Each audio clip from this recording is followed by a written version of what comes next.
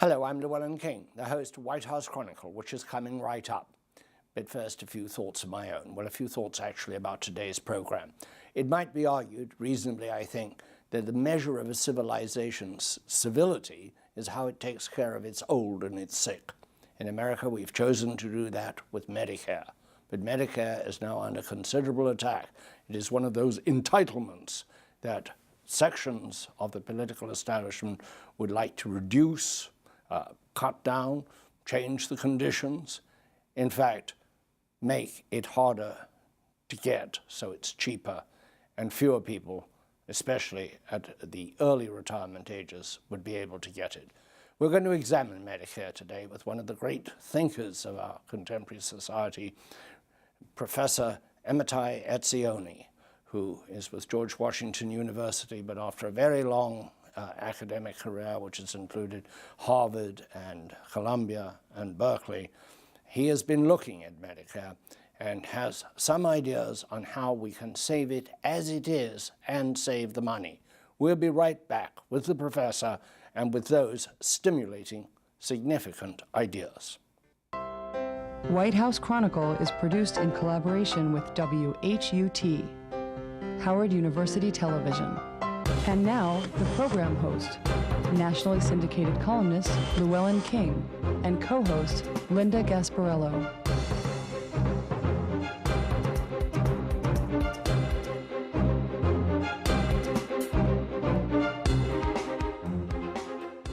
Hello again, and thank you for coming along. I'm glad to introduce Professor Amitai Etzioni, who it is a great pleasure, even an honor, to have at this table. Professor, you've been looking at Medicare. Both you and I know something about it because our ages make us candidates. In fact, we're both on it, I believe. How can we save it? Well, let me start by saying that the media mocked a woman who in one of those town hall meetings during the elections, in which people were discussing one of our big challenges, how to reduce the deficit, how to balance the budget. She said she was all in favor of less government, but then she shouted, "Don't touch my Medicare." And the media had a kind of a party out of it, and they said, what absurd idea that this woman wants to cut the government but maintain Medicare. Doesn't she understand Medicare is part of the government? You cut government, you cut Medicare. Indeed, there is a consensus, including many liberal and Democrats, who think we have to cut entitlements, as you put it so well, because they take up to 40% of the budget. The rest of the budget goes to defense, paying interest rates. So if you want to balance the budget, to say, we must cut Medicare. And I stand today to say this is wrong on moral and budgetary grounds. So first of all the discussions of 40% and such starts with the assumption that we have a fixed pie. And therefore, we have to reslice it. If you want to have more of X, you have to have less of Y, and it looks like logically obvious. But let's start with the fact that the pie can be readily increased, and as a result, Medicare becomes much less of a challenge. So, for instance, we sunk already into the war of Afghanistan, $600 billion. This year alone, we intend to spend $89 billion, and we're now talking about staying beyond 2014. I think most of us would agree that it's a disaster. And if we cut out of Afghanistan, as many people think we'll end up having to do anyhow, there we save our first 89 billion. More generally, we're talking about if we would keep the defense budget, not cut it, keep it at 2011 level, we would save 611 billion. But Professor, isn't this a slicing of the pie? Isn't this readjusting the pie? This is not a growth in the pie. That is extremely well taken. Let's just look at Medicare itself. Right. every country, every advanced country has a national health system. Right. Which incorporates what Right. we call Medicare. Right. But we pay so much money for our Medicare. Right. We pay for health insurance generally, or for health care generally, twice as much as France or England or Germany, no matter what kind of system they have, or Holland. Wouldn't that be the first place to find out why it's so expensive? Wouldn't that be a good starting point? Indeed. So let's talk about with inside the Medicare program. So I just say, if you need to, I agree with you, by the way. This we talked about earlier, reslicing the pie from defense to Medicare. But if we would do what Ireland just did, which introduced a carbon tax, which turned out not to slow the economy. On the contrary, it made it more fuel efficient, created jobs, and green jobs and such. That would raise a trillion right there and then. So there are even ways to increase the pie. But let's go to the issue you raise, which does get to the heart of the matter. And let's talk about ways to reduce the Medicare costs. So, for instance, simple things like what we just mentioned, reducing paperwork and administrative costs. As you correctly point out, we spend three times more on overhead and paperwork than Canada or any other developed country. Now, there are reasons we cannot completely remove all those costs. Our districts are larger, things like this. But if we would cut this by a few percentages, the overhead, what it's called, that alone would take care of a good part of the Medicare deficit. I want to emphasize it's not just a budgetary issue. Look at it like this. Basically, we come down to the choice to state to somebody who's old, we will not be able to pay for your kidney dialysis, for your chemotherapy. We let you bleed out in the parking lot or cut paperwork. So that's my challenge. If I might be so presumptuous, as somebody who receives Medicare and is very grateful to do so, I find the waste all around me. The blood tests that are duplicated, the other tests that would do, the appointment with the doctor who hasn't asked for a blood test in advance, so we have to have 2 appointments with the doctor with the blood test in the middle.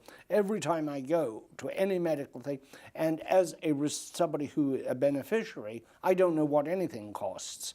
And therefore, I don't know how to do my own bit to economize. That's very, very true. But now, look at it like this. We have that system. My wife is a physician. My son is a physician. Every single procedure, when it concerns the Medicare, if it's one blood test, one injection, one visit, it goes through a paper trail. And then has to be reviewed by some civil servants, then has to be approved. No wonder it creates an enormous apparatus. If you would have what's called capitation, we tell the doctor, as it increasingly do in Britain, you take care of this patient and you get whatever, $300 a month. All this paperwork will disappear. And the doctor, of course, would allocate it. So you're saying, Professor, that we should get away from fee-for-service, that we should have another compensation for physicians, hospitals, it is one of the many options. All I'm saying is, in response to your very fair point, that we have this system where each procedure has to be reviewed, which creates this enormous paper trail. But I think there are even more acceptable and attractive places to go. And when people say we should cut fraud and abuse, that sounds like kind of a hack line, sure. But let me go into some of the details here to show how far fraud and abuse in Medicare reaches and how much we could save by going down that lane. So, for instance, and I deliberately mentioned the name of the corporation, the Health Management Association was recently reported on 60 Minutes that any person who works into the ERs, the doctors have an instruction that 20% of them must be admitted to the hospital, whether or not the hospitalization is required. And if they're seniors, 50% of them must be admitted to the hospital for treatment. Otherwise, the doctors get a warning, and if not, they have been fired. Now, if the doctor tries to discharge a patient from any of their hospitals, the computer says, wait a moment, maybe there's one more thing you can do. the computer in their emergency rooms, once the patient walks in, before he saw any doctor, orders emptying tests to charge again to Medicare. If we allow that to happen, I don't want any patient to be denied any beneficial service as long as we allow that to stand. The abuse in Florida is kind of the place now. The drug pushers found it's much easier to make money off Medicare than of drugs. If you get caught, and most you get a fine, you don't get jailed, it's much, so what do? They go and buy a list of patients, bill Medicare for some very expensive procedures, which were not done. So you ask yourself, why don't they get caught? Well, Congress, under their lobby, passed a law that the government has to pay within 15 to 30 days of getting the bill. That doesn't give enough time for the government to check, because Congress, in addition, cut the staff, the budget for the government staff, which is supposed to check on that fraud. So look at these things wall to wall, and you see why there are really low-hanging fruits where we could easily save many, many billions before we cut any justifiable treatment. Just allowing us, Medicare, to negotiate as a program, for all of us, on the cost of drugs, that again would save us a large number of billions. So my main argument is before we cut any benefits to anybody, there are easy ways to save very large amount of money. One last one. Every study done, for instance, by the Rand Corporation, shows that 20% of all procedures done, 20%, 1 out of 5, have no redeemable merit. They are not beneficial. Cut those and you save 20%. Which is enormous. Exactly. Monetarily, how much would that be? Well, 20% of 540 billion Right. is 100 X billion, right? A year. It's not only money, because when you do procedures, for every X procedures, you cause some harm. And so then we have medical errors where people get hospitalized, they get infection in the hospital. So when you do things, when you admit people who don't need to be admitted, or keep them longer in the hospital to fill beds and make money, you not only cost us directly, you have a second cost, that you create illnesses produced by treatment. I'm going to interrupt you for a moment, Amitai, for station identification. For the benefit of our listeners on Sirius XM Radio, you are listening to White House Chronicle, coming to you from Washington, D.C., where I'm in conversation with Dr. Amitai Etzioni of the George Washington University on the subject of Medicare, how to save it, how not to tamper with it, but to make it affordable and efficient. This program can also be seen around the world on the English language stations of the Voice of America and on 200 public and public access channels, so-called PEG channels, here in the United States. Where do we go from here? We've got a huge problem. You've got some suggestions of savings. Right. Now, there are some people who argue that the way to go is to allow people to get out of Medicare, give them a voucher or a similar amount than they get, than they pay for Medicare, and then let them go into the health market and buy where they find the most attractive insurance and the least costly one, and competition will then reduce the cost, because various health insurers will compete over that money and will force them to reduce costs. That's kind of supposed to be. We've got up on the screen, or coming up on the screen, some of your principal points.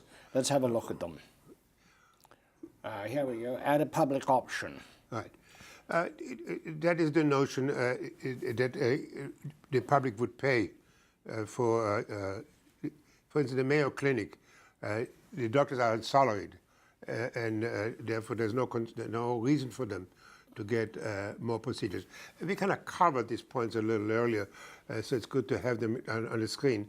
But I think we also need to answer the challenge we get from the Cato Institute and Heritage and these think tanks, that the way to solve the problem is introducing competition into the area rather than better government regulation, less fraud, less abuse, more. Do you not believe competition can be introduced? Well, the short answer is no. But first of all, the same corporations which control so much of the healthcare market have succeeded in effect, creating semi-monopolies in many parts of the market. So if you could roll back their interventions, that may get us in that direction. But at the moment, I cannot. I am employed. My university offers me the total choice of one. How can competition work if most of us get our health insurance through employers, and employers give us one or two or no option? But most important is, unlike buying regular consumer goods, how many coronary bypass do most of us buy? The whole idea of competition is like this, that I buy a can of beans, it costs me $2.29, and then if I don't like it, or if it tastes bad, next time I'll buy another one from another company. Right, but you can't do that. And when you're lying on the gurney because you've had an accident, let's look at your other points here. Point 2, let Medicare negotiate for lower drug prices. This is very important, and they precluded, right? That's right. That is where we have, and again, the same people who sell us a product control our politics by making campaign contributions and then preventing, in that case, competition from taking place, from be able to control the Your price. next point is Medicare fraud and abuse. We've somewhat dealt with that. Reduce administrative costs. We've dealt with that.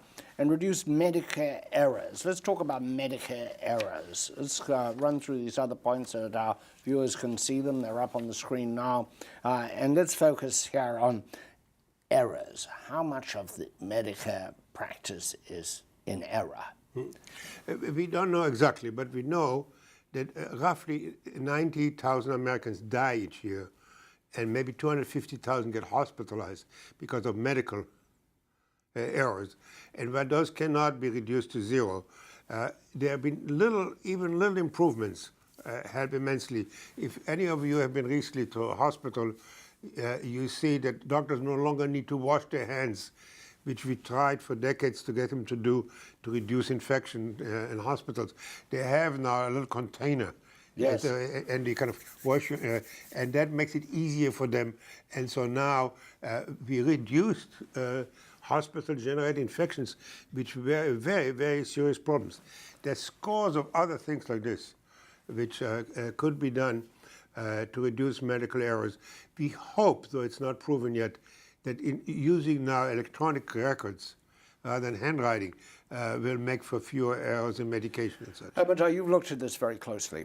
And of course you have, as you've told us, members of your family in the medical profession, so you have another stream of information other than the one that all of us have publicly. What countries get it right or better? What countries are doing it better for the Medicare generation, that is those over the age of 65, where most medicine is practiced? Older people get sick more. It's actually a very challenging question, because on cost, everybody looked at it, finds that all Canada, all European countries, Israel are doing much better because the administrative costs are a fraction of ours, because they have basically a public option. The government pays for the care, and there's no need to process every procedure. I think it's important for viewers and listeners to know that in most of those countries you can also have some private insurance on the top.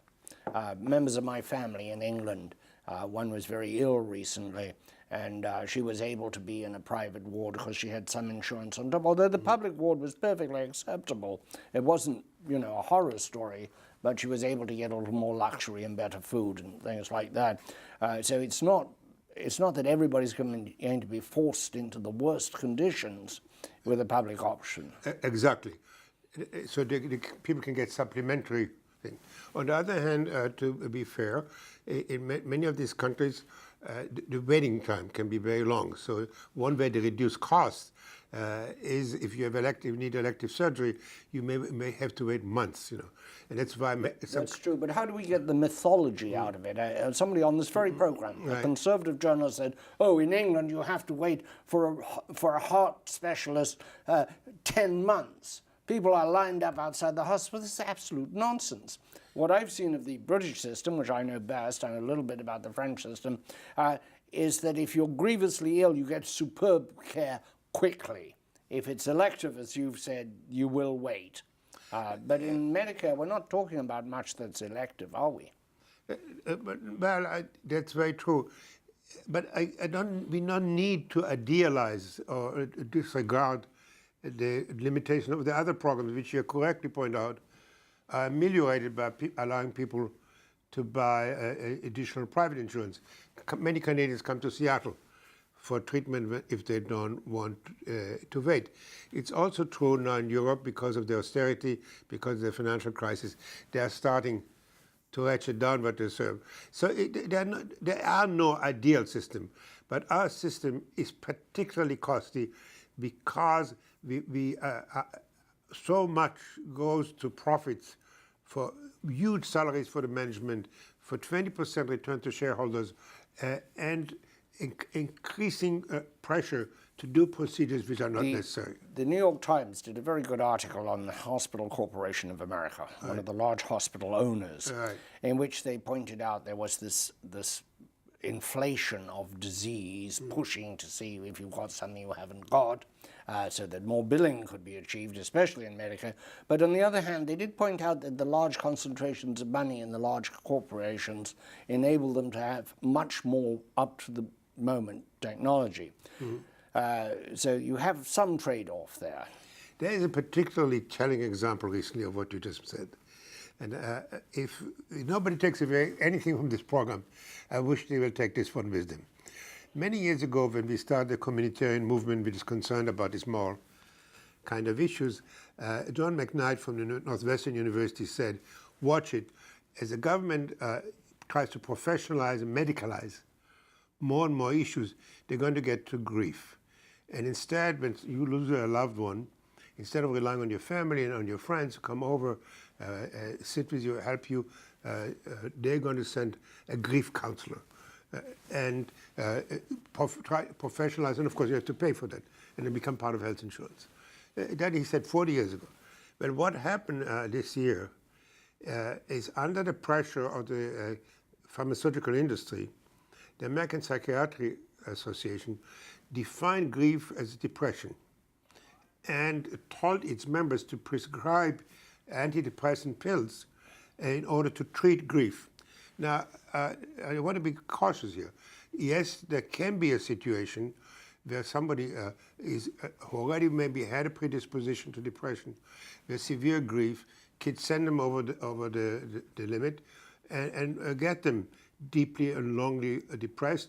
And I can see there comes a point they will need to be medically treated. The other issue, which is brought up all the time by those who want to change the system, is tort reform, as though all the evils of our medical system are created by lawyers and by patients who want to get money. What have you to say about Again, you should get some kind of prizes for bringing up that issue, because it's one of those ultimate myths. A Harvard study showed that for every patient that's sued, there are 4 patients who should have sued and didn't. So if you look at it just from this viewpoint, the suit are an attempt to push back on the medical system to make sure that people do conduct themselves properly, take care of what they're supposed to. True, it leads to defensive medicine. It leads to doctors doing things which they might otherwise not do in order to be sure they will not be sued. But it's also true that there are many, many errors which a patient do not sue. So if you really want to have a just system, you would not have less sued. You have more, because there are so many medical errors, first of all. Second, when you read in the newspapers that people have been awarded these huge amounts of money. What the newspapers almost never mention, that later the judges come and cut those down, or that many of those are settled out of court. Some years ago, The Economist sent the deputy editor at the time, Norman McRae, who alas is no longer with us, a brilliant journalist, out to look at medical practice and medical insurance worldwide. And he came back and he put it in the lead of his article, which they gave him a byline, which that magazine doesn't usually do.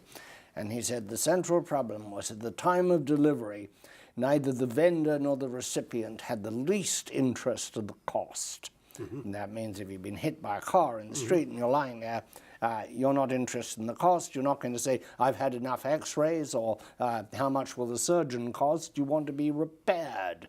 And consequently, the costs can be way out. There's no way we can fix that, can we? And I'm not sure we should. Because what do we want to do? You go back to that person who has been hit by a car and is being reeled into an emergency room. Do we want him to say, give me the menu and I'll cross off which x-rays? So the market does not work in that situation. It couldn't possibly, but there's also a human side. So if you save this money, what do people want to do? Is it buy more cigarettes, more lipstick, longer, bigger car, new utensils for their kitchen? And so we're talking about now, the horror of horrors, 15% of the GDP or more going to healthcare. Well, what's the right number? Is 7% the right number?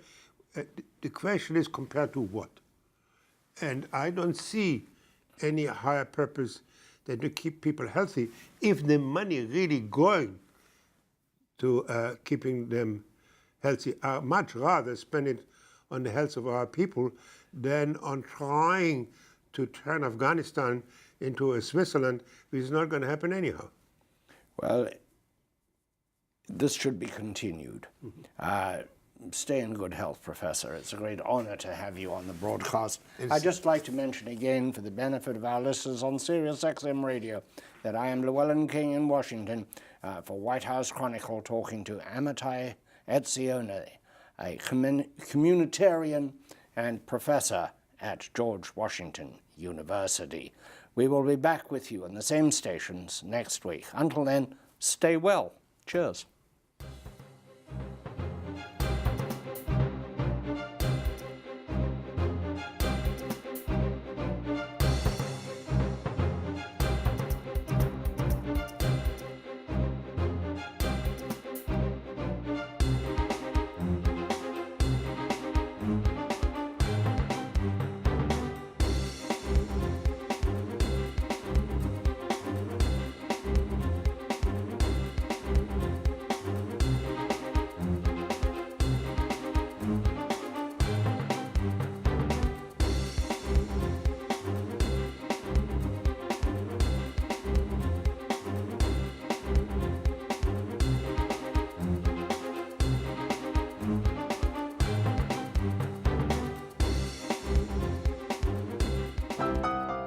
White House Chronicle is produced in collaboration with WHUT, Howard University Television.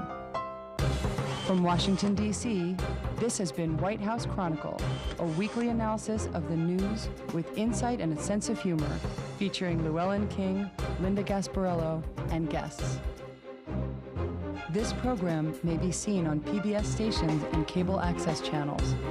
To view the program online, visit us at whitehousechronicle.com.